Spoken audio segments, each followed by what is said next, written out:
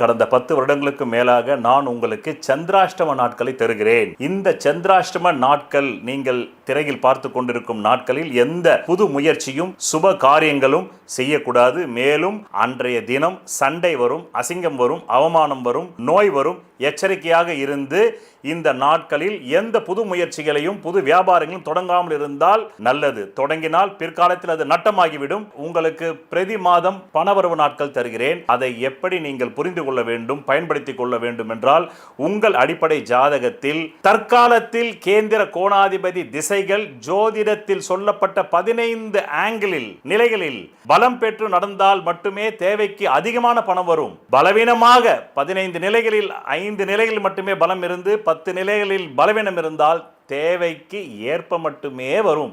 அது கூட இல்லை என்றால் தேவைக்கு மிக மிக குறைவாக வரும். இந்த திசை இல்லாமல் வேறு எந்த திசை உங்கள் ஜாதகத்தில் நடந்தாலும். நன்றி, வணக்கம்.